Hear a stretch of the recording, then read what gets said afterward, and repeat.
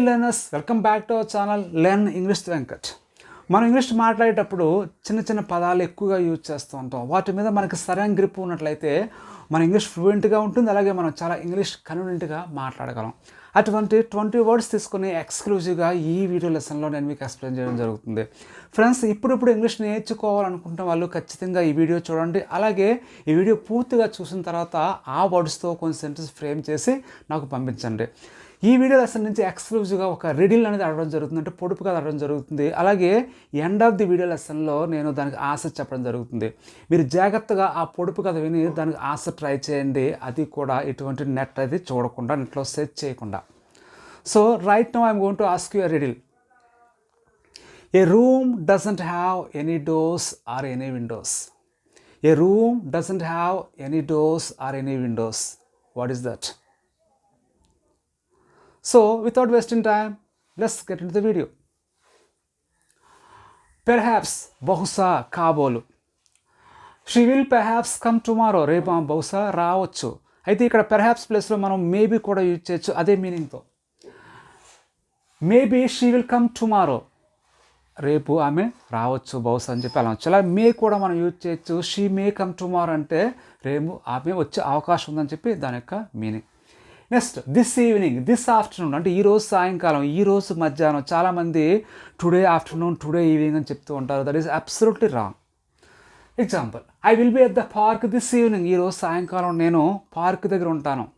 I will be at the bank this afternoon. ఈరోజు మధ్యాహ్నం నేను బ్యాంక్ దగ్గర ఉంటాను అని చెప్పి ఇలా మనం చెప్పొచ్చు.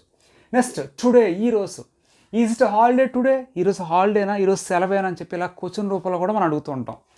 I'm at home today. ఈరోజు నేను ఇంటి దగ్గర ఉండను. టుడే అంటే ఈరోజు. టుమారో, రేపు. Where will you be tomorrow? రేపు నువ్వు ఎక్కడ ఉంటావు? విల్ అనేది ఫ్యూచర్ని తెలియజేస్తుంది. బి అంటే ఉండుట. టుమారో అంటే రేపు. రేపు నువ్వు ఎక్కడ ఉంటావు అని చెప్పి దీని యొక్క అర్థం. Next, the day after tomorrow. రేపు కాక ఎల్లుండి. They may be learning English the day after tomorrow. రేపు కాక ఎల్లుండి వాళ్ళు ఇంగ్లీష్ నేర్చుకుంటూ ఉండవచ్చు అని చెప్పి దీని యొక్క అర్థం. అయితే ఎల్లుండి తర్వాత రోజుని ఇంగ్లీష్లో వారు మారో అంటారు. Friends, the next one is up to, వరకు, దాకా. I will come along with you up to college. College దాకా నేను నీతో వస్తాను. You shouldn't be here up to 4 this evening. ఈరోజు సాయంకాలం 4 దాకా నువ్వు ఇక్కడ ఉండకూడదు, ఉండదు అని చెప్పి ఇలా ఏదైనా చేయకూడదు అని చెప్పేటప్పుడు షుడ్ నాట్ యూజ్ చేస్తుంటాం. నెక్స్ట్, ఇన్సైడ్, లోపల. Don't go inside, it is two dark. లోపలికి వెళ్ళకు, చాలా చీకటిగా ఉందని చెప్పాను.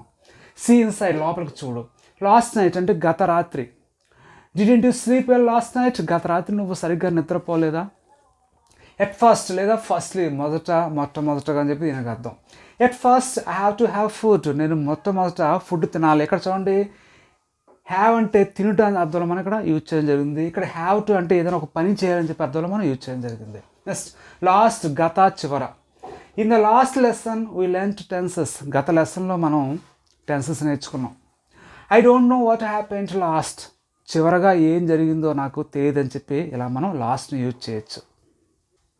Friends, the next one is all, అందరూ, అన్నీ. All are here except you. అందరూ ఉన్నారు ఇక్కడ, నువ్వు తప్ప. ఎక్సెప్ట్ అంటే తప్ప. All items are over. అన్ని ఐటమ్స్ కూడా అయిపోయాయి అని చెప్పి ఇలా ఆల్ని ఈ 2 రకాల సందర్భాలు మనం యూజ్ చేస్తూ ఉంటాం. ఆస్క్, అడుగు. టెల్, చెప్పు. ఆస్క్ హిమ్, అతను అడుగు. టెల్ హర్, ఆమెకు చెప్పు.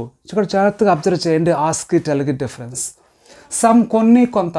ఐ నీడ్ సమ్ రైస్, నాకు కొంత రైస్ కావాలి. ఈ హ్యాస్ సమ్ ఫ్రెండ్స్, అతనికి కొంతమంది ఫ్రెండ్స్ ఉన్నారని చెప్పి ఇలా అన్నాం. ఎట్, ఇంకా, ఇంకను. White at, not eight at. I haven't had breakfast. నేను ఇంకా బ్రేక్ఫాస్ట్ చేయలేదు. ఇంకా అనడానికి ఇక్కడ వైట్ ఎట్ యూజ్ చేస్తాం. ఈ హ్యాజంట్ ఆస్క్డ్ మనీ ఎట్, అతను ఇంకా డబ్బు అడగలేదని చెప్పి ఇలా అన్నాం. ఇంటూ, లోపలికి. He is going into the room, అతను రూమ్ లోపలికి వెళ్తూ ఉన్నాడు అని చెప్పి అన్నప్పుడు ఇలా ఇంటూ యూజ్ చేస్తుంటాం. ఓకే ఫ్రెండ్స్, నేను వీడియో స్టార్టింగ్లో ఒక రిడిల్ అడిగాను, పొడుపు కథ అడిగాను. అది ఏంటంటే, a room doesn't have any windows or any doors. The answer is mushroom. Answer is mushroom. Okay, thank you for watching. ఇటువంటి వీడియోస్ చూసి మీరు చాలా ఈజీగా ఇంగ్లీష్ నేర్చుకోవాలనుకున్నట్లయితే మీరు లెర్న్ ఇంగ్లీష్ వెంకట్ అనే ఛానల్ని సబ్స్క్రైబ్ చేసి అందులో వీడియోస్ చూడండి. అలాగే మీ ఫ్రెండ్స్కి, ప్రత్యేకంగా ఎవరైతే ఇంగ్లీష్ నేర్చుకోవాలనుకుంటున్నారో వాళ్ళకి షేర్ చేయండి, సపోర్ట్ చేయండి. Thank you so much for watching my videos. Take care, keep learning.